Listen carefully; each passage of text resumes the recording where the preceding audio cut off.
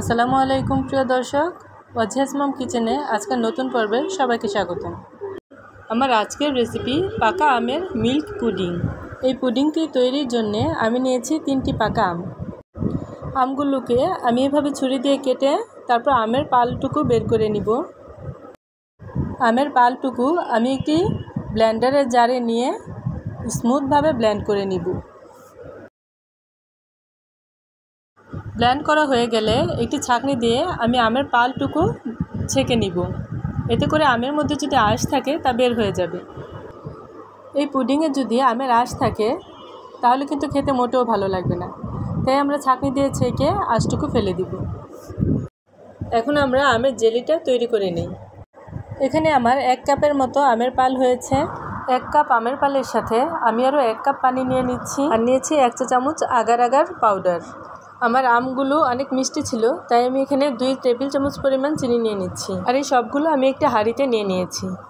এবার এগুলোকে আমি খুব ভালো করে মিশিয়ে নিব। এগুলোকে এমনভাবে মিশাতে হবে যেন এখানে কোনো দানা না থাকে। সব কিছু ভালো করে মিশানোর পর আমরা চুলাটা অন করে দিব। অনবরত নেড়ে চেড়ে আমরা এখানে 2-3টা বলক তুলে নিব। এটা কিন্তু খুব বেশি জাল করার কোনো প্রয়োজন নেই। আর হ্যাঁ, আমি এখানে 1 চিমটি লবণও দিয়েছিলাম। এই সামান্য একটু লবণ দিলে আমার পুডিংটা খেতে খুব বেশি ভালো লাগে। তো কারো কাছে ভালো না লাগলে স্কিপও করতে পারেন। বলক চলে আসলে আমি আমের পালটিকে একটি পাত্রে ঢেলে নিব। তো এটাকে গরম অবস্থায় কিন্তু ঢালতে হবে, ঠান্ডা হলে ঢালা যাবে না। 10 মিনিটের মধ্যে আমাদের এই আমের জেলিটা জমে যাবে। এই ফাঁকে আমরা দুধ রেডি করে নেই। এবার একটা হাঁড়িতে আমি নিয়ে নিচ্ছি 1.5 কাপ পরিমাণ দুধ, দিচ্ছি 1/3 কাপ চিনি। তো চিনি যার যার টেস্ট অনুযায়ী বাড়িয়ে বা কমিয়েও দিতে পারবেন। আর নিচ্ছি 1 চামচ থেকে একটু কম আগার আগার পাউডার। প্রতি 1 কাপের জন্য 1/2 চা চামচ আগার আগার পাউডার নিতে হয়। আমি যেহেতু এখানে 1.5 কাপ দুধ নিয়েছি, তাই আমি 1 চামচ থেকে একটু কম আগার আগার পাউডার নিয়েছি। এবার সবগুলো উপকরণ এমনভাবে মিশাবো যেন আগার আগার পাউডারের কোনো দলা পেকে না থাকে। ভালো করে মিশানো হয়ে গেলে আমরা চুলাটা অন করে দেব। এটাও বেশিক্ষণ জাল করতে হবে না, জাস্ট 2-3টা বলক আসলেই আমরা চুলা থেকে নামিয়ে নিব। অনবরত নেড়ে চেড়ে আমরা দুধের এই মিশ্রণটি জাল করে নিব। এদিকে আমাদের জেলিটাও রেডি হয়ে গেছে। এবার একটি ছুরি দিয়ে আমরা ছোট ছোট টুকরো করে জেলিটা কেটে নিব। আমি আপনাদের দেখিয়ে দিচ্ছি, এরকম ছোট ছোট টুকরো করে আমি জেলিটাকে কেটে নিয়েছি। এবার একটি বাটিতে আমি সামান্য একটু ঘি মাখিয়ে নিচ্ছি। এতে করে পুডিংটা সহজে মোল্ড আউট করা যাবে। তারপর বাটির মধ্যে আমি প্রথমে আমের জেলিগুলো দিয়ে দিচ্ছি,